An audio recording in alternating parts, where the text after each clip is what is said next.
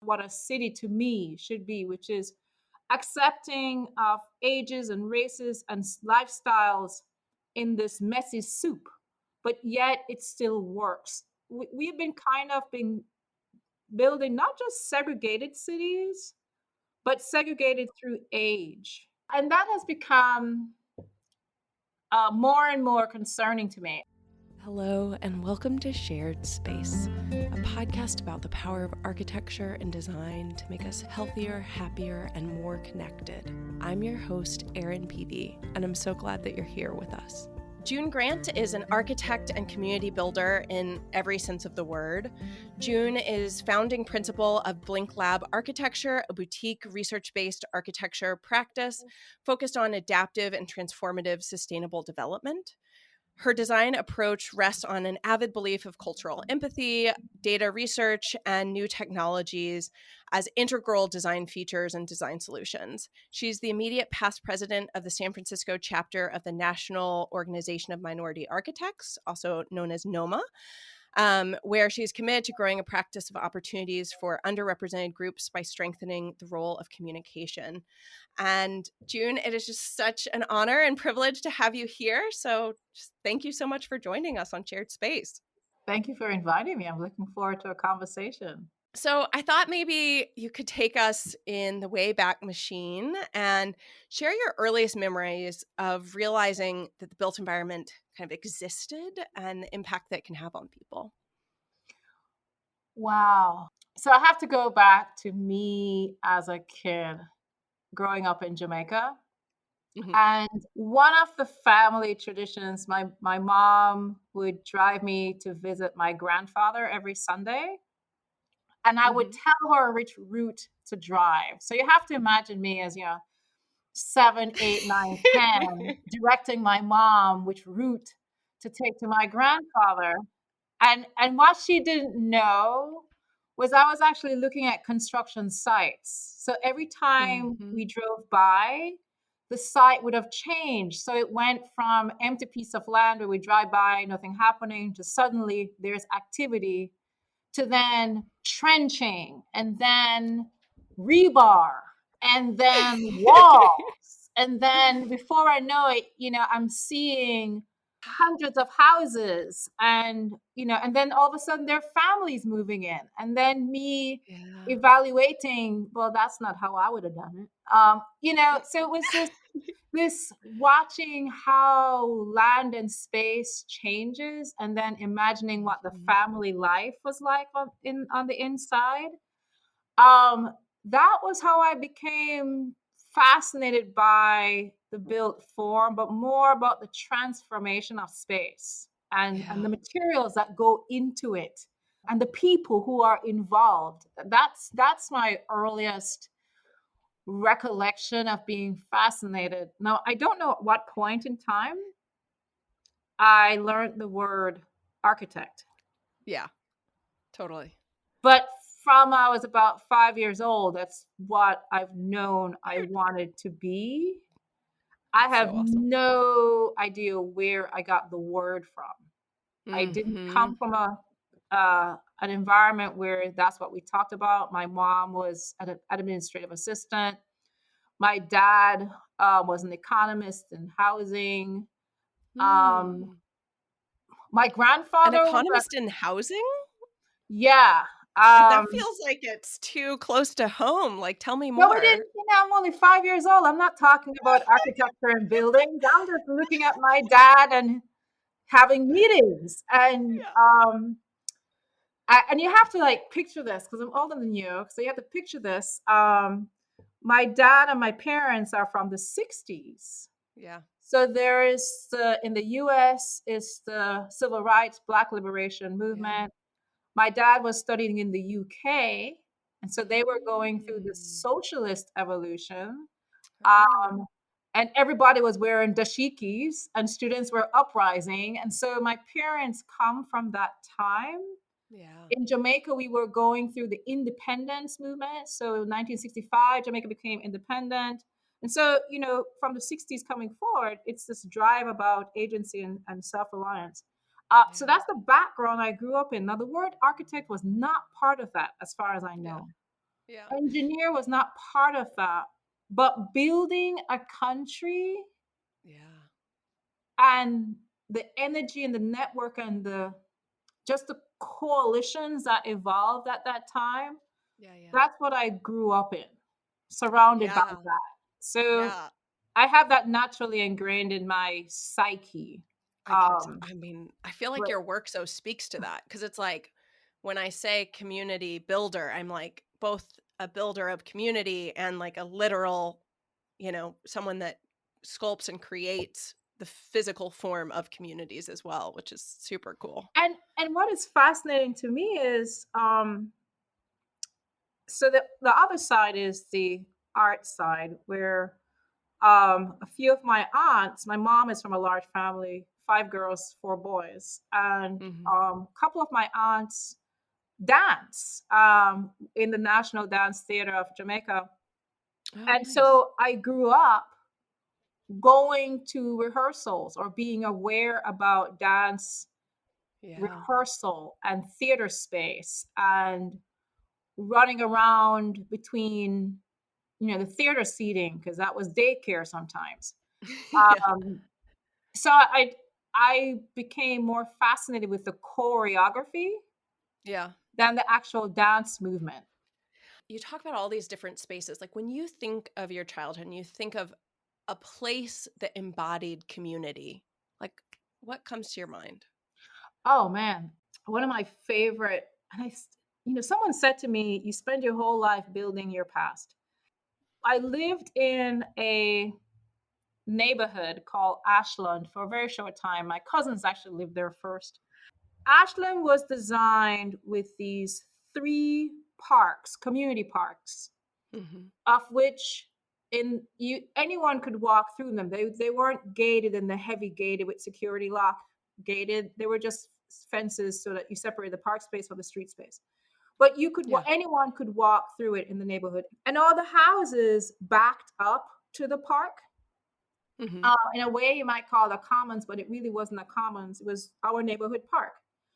And what I remember is how the entire neighborhood was our playground. So sometimes we would prefer to sit on the sidewalks as kids, hanging out, Hmm. skateboarding, cycling. Other times we were in the park, just, what teenagers do, sit, smoke, chat, plan the next, I don't know, revolution. So Hmm. there are very few boundaries. You didn't get that sense of heavy wall boundary, very permeable. And what I really remember was every age group was accommodated. So you didn't have a child space versus a teenager space versus an adult or senior citizen space. Yeah. It was just this big green space. Once a year or twice a year, we had a big neighborhood barbecue, but that was it. It was where adults could go and meet and talk and just decide to sit and enjoy the Yeah. breeze. Yeah. And I think that ideal, and maybe because I was a teenager at the time, so it feels idyllic. Yeah. I find myself thinking about that community often as I compare it to the US. Say more. And I think because as I get older, I become aware that in the US, we have not been designing for the full life cycle. It's as if we're in complete denial that there's birth, childhood, young adult, adult, family, Yes. aging, death. Yes. Yes. We've been designing our cities for the 25 to 35. Yes. Restaurants and cocktail lounges, multi-unit structures with rooftop deck. Where is a child supposed to run? Right? Where is an older person who's 65 supposed to just sit and watch the city? Where is that flaneur? Where is the just the mishmashing of what a city to me should be, which is accepting of ages and races and lifestyles in this messy soup, but yet it still works. We've been Yeah. kind of been building not just segregated cities, but segregated through age. And that has become more and more concerning to me. When I first opened the office, I wasn't licensed yet. It was 2003. Being an immigrant and being Jamaican, and we've noticed stereotype about Jamaicans having 3 jobs. I always intended to have my own studio. The idea of working for someone else was not, it was just a stepping stone to the ideal, which was to be independent. And I opened the office 2003, right at the downturn in the market. And with the idea of my passion around form and graphic art and just more on the artistic side, and then became licensed, changed the name from Blink Designs to Blink Lab Architecture, was still very much focused on the artistic side of design. Yeah. Less about the community, but what I did make a decision around was the fact that the studio would be located in a historically political area. So where my office is located was pretty close, it's pretty close to where the Black Panther Party was founded. I didn't have enough grassroots connection, didn't have enough political support, didn't know enough people with who would be advocates for what I was thinking about. And so I opened up the office. I opened up the office with the mandate to design Oakland, not to redesign Oakland, to design Oakland, because my view was You're like, I got aspirations, people. You hear me? I'm taking over. But the reason why I said design Oakland, it wasn't so much about bringing design strategies and futuristic views to Oakland, was I was looking at our streets and recognizing that we had these huge streets, 6-lane streets that went through neighborhoods. That needs to be designed. That needs to be addressed. Why was the street 6 lanes? Why do we need even 4 lanes? What is the history behind this street? And it really takes an architect or urban planner who is in the community and committed to the community to start to address some of these questions. And so that's what that child observer, looking at Oakland and seeing things that made zero sense to me. But I knew that they had to be redesigned. But also the design strategy, I would need to know, well, who are the people who live in this community? Because they could probably tell me why the community looked the way it did. When did the street become expanded? What was the history behind this street? And it was through just basic inquisitiveness around, why does one neighborhood look so different from the other? Just that one question allowed me the pathway to talk to people to say, tell me more about this, because it's not making sense to me. And I'm not going to the library to find out. I want you to tell me. Yes, so I was listening to a talk that you gave, and you said, like, I wish we would talk more about the power of observation. Yes. It's only through spending time observing that, like, what's actually going on in the space that, you see not only its current impacts, but its latent impacts. And I was just like, yes, so we have to talk about that. And, when coffee shops started opening up, I was so excited because I had lived in Florence for a while. I lived in Paris for a while. I've been in the European coffee culture. I'm like, this is great. You get to just sit and watch and observe. And then we started opening up coffee shops, but there was nothing about sitting and observing because you had to buy lots and lots of coffee to earn your seat. And the communities I wanted to observe didn't have any coffee shops. So what I started doing was just taking a different route home every time just to see more and then go into community meetings. And it also helps that because my office is literally a retail storefront in the community, I get to see the community walk by. I get to hear from other communities because individuals will literally walk up to my door and knock and say, can you help us with this problem? Or is this something you do? And they'll tell me what it is that's the issue. And I'll be able to say, well, as an architect, I can do X, but here's what I recommend you do so you can get Y done. And that's how the office slowly pivoted from being just about the building and the shape of the profile of the building or how the building works to sustainable design is actually more about understanding the ecosystem that's there. And for Yeah. me to even come up with a solution, I need to spend time understanding that ecosystem. And that's really how the studio has slightly pivoted to have a wider community Yeah. portfolio than a private portfolio. Yeah. So I want to dig into this overarching theme of community and connection, which I think runs throughout all of your work. And I think that the work that you've done around in-law units or accessory dwelling units, as they're more formally known, is such an amazing manifestation of this. And I'd like to start with just level set us. Can you tell us a little bit about some of the challenges that people are facing trying to keep their communities together so that we can start to understand the solutions that you all came up with? So, accessory dwelling units, also known as granny flats, also known as in law units, detached unit, even sometimes a basement unit is considered a granny flat.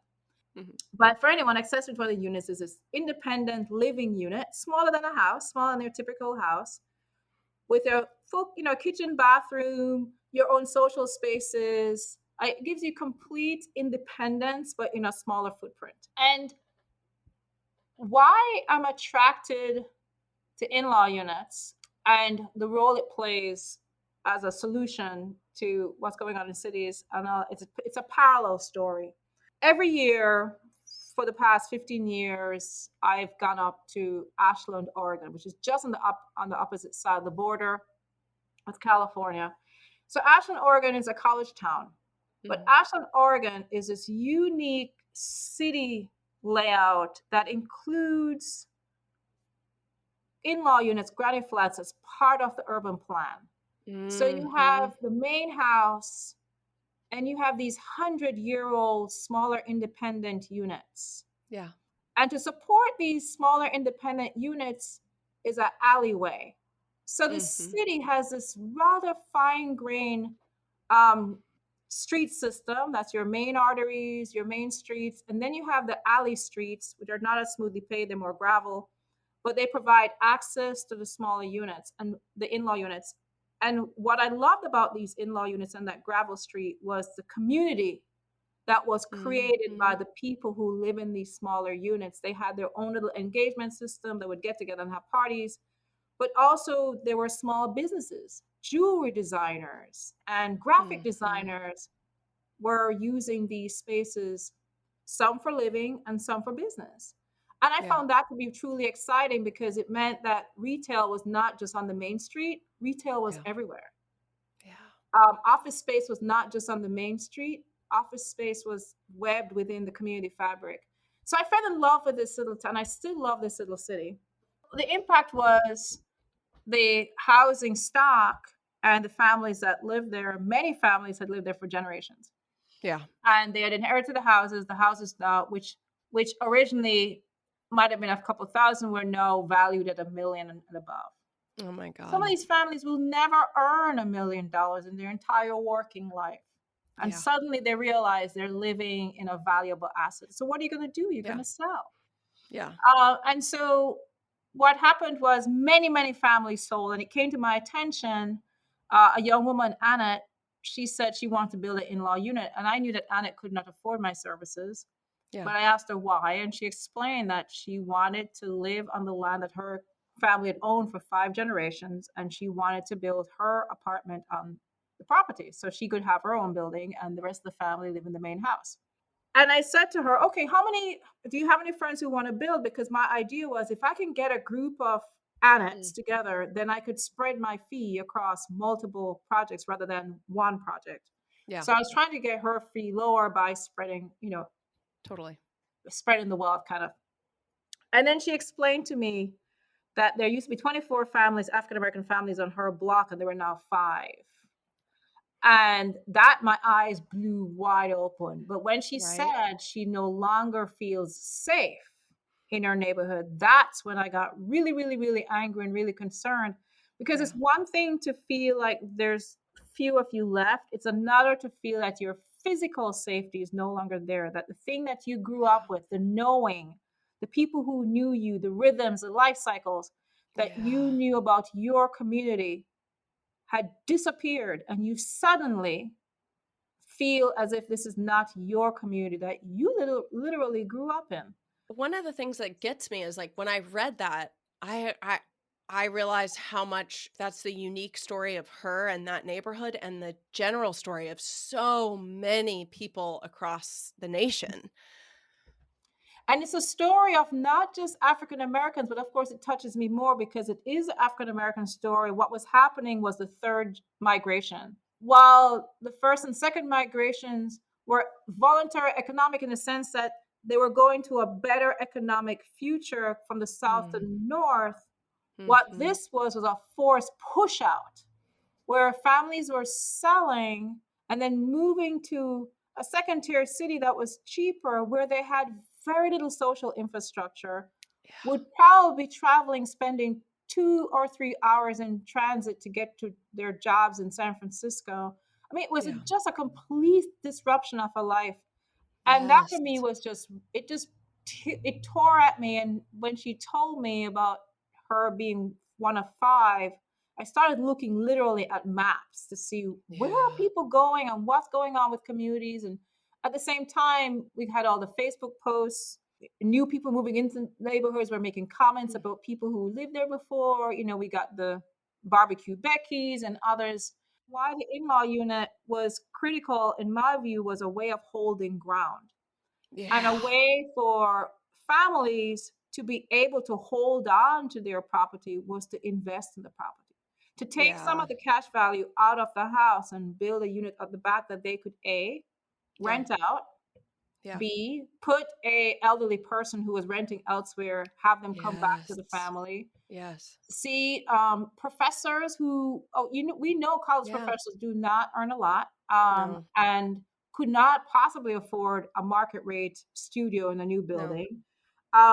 Young families who are just starting out, or a young married couple just starting, it provides that missing spatial unit that we had not been building for the last 50 years, because all Yeah. we've been building were units for 25 to 35 year olds.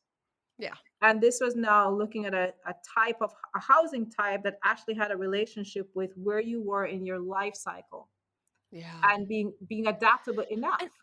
And and to me, like not only where you are in your life cycle, but this understanding of when you said it at the beginning, this talk about throughout the life cycle and how we need all of the generations. How, like right now through this pandemic, how many of us are, our families may be the only people we see and the only way that we have childcare during, a very crazy time. And it's like, well, an in-law unit makes that possible, makes that connection, makes but but this idea of everybody's so dispersed and loses the community, it's really, I think it's such a bigger loss than we realize. That's and also a bigger contribution and everything, because now we look at the Yes. in-law unit as a solution during the Yes. pandemic. Is how many people have not been able to pay their rents? If you had an Yes. in-law unit, that person could probably come back to the family unit. Yeah. Isolation, a place to isolate, quarantine if a person's Yes. possibly ill. Yes. Working from home. Oh, I know, We're right? probably gonna be home for another year, maybe. Yeah. Having that extra space at the back where you're Yeah. working separate from the family, and being able to separate work from home, I think is critical. Yeah. There's so many businesses that were little cottage businesses that, what if we allow the person to sell Yeah. from that cottage? Because right now by zoning, Yeah. you're not allowed to operate a business. But what if we Mhm. allowed the Yeah. person to have a small business that they did Mhm. transactions from this cottage? What does that mean Mhm. for a community? Well, we can get trade going again.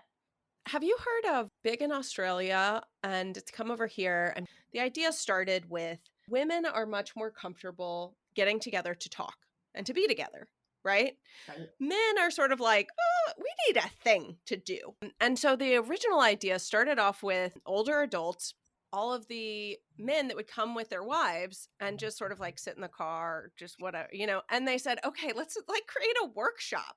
like a shed where we can build things and create things. And I think we need that not only for social connection, but also for like skills development. You're like, okay, then throw some younger kids in there and like you start getting training for free. Like, we need all this new furniture type to separate our spaces so their kids can learn and you can have a separate space to working in the house where you feel that that's a designated location where you're actually sheltered away.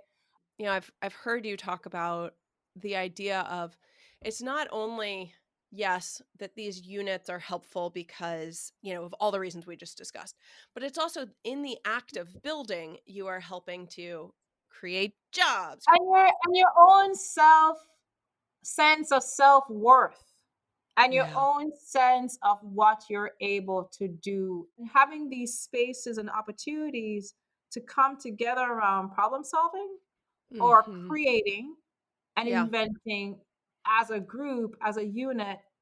I think these are experiences that we are missing that are critical to not to both our sense of self-worth, but also for the health of a community. Why AARP reached out to you about this topic and why it's so relevant for some of the challenges that we're facing right now. When AARP reached out to me, that was a shock. Because working on the project had been a private endeavor with my husband coming in to make models for me. My husband's a chef, so he knows nothing about architecture and model making. And so he was making models. I was just really scared about the number of African Americans and losing ground. And just, I was in a tunnel vision and fear about we're being pushed out and we got to do something about it. And so I was head down coming up with design ideas, and I was invited to do an online 15-minute presentation, no video, just audio and slides through Design Impact Hub or was it Autodesk Foundation, out of the blue. I don't know how they found me because I didn't do much advertising back then. And through that recording, I think it was Shannon Guzman, who's a senior strategist at AARP. She heard the recording and reached out to me to learn more about what I was doing. And I explained to her what I was doing, and she explained what AARP was interested in InLaw Units. And I said, well, this is a national issue. But what they brought to my attention was the vulnerability that faced the older adults. And AARP made me so much more sensitive to the statistics, because that after the first conversation, of course, I went back to the census numbers and realized, holy crap, we are an aging society. We're no longer a young society. We have to build because we're living longer, and more of us are living to be 100 years old, and we haven't prepared. And so they're reaching out to me and being willing to sponsor the catalog was a godsend, because that's exactly what I was working on my own, was this idea of creating an IKEA catalog of InLaw Units. I would put them on my website, and you could just download and do as you wish, because we needed housing. I was just on this. We needed housing. We need housing. We need housing. They continued to support me in this push, because my working with them, I was able to let them know which cities I thought were really, really vulnerable, and how we needed to be able to broadcast that information and let those cities know that they need to be a lot more aggressive about the change and the aggressive. And so I'm really proud, going forward 2 years, I'm really proud of the number of cities that now have InLaw Unit ordinances on the books.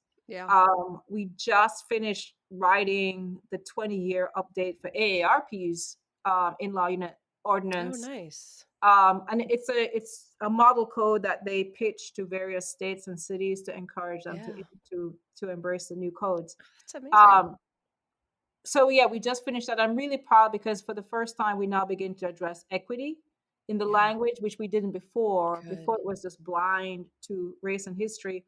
And so my role in the group was to look at it from the perspective of those who have been disenfranchised or those who were not able to take advantage of opportunities in the past, how to change the language to be a little bit more accommodating and more sensitive, that some groups That's need good. actually more leeway.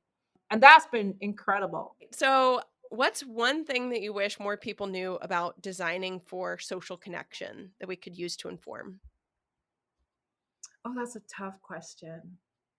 Because as much as I'm having fun talking, I'm really an introvert. And so it's Mm-hmm. really hard for me. But I think it's just that power of observation, Yeah. that if you just pause and just Yeah. spend the time looking. There was a young film director just this week. He got an award at and I think his name is Juan. I know it's Juan Pablo Gonzalez. Mm-hmm. And he said, if you just look, the community will tell you what it is. Hmm. I said, that's exactly it. If you Yeah. just look. And I Yeah. that for me is, I think, the key, not just to community building, but I really would wish our architecture schools and our urban design schools and all our design schools spent a lot more time on observation and less on canon. Yeah. That is actually the thing I desire the most.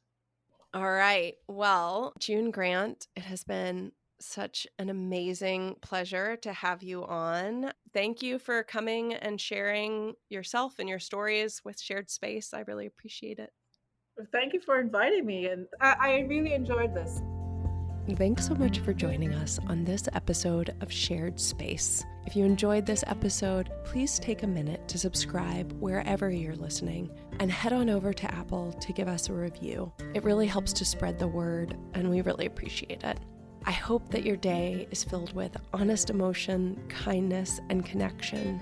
Thanks so much, and take care.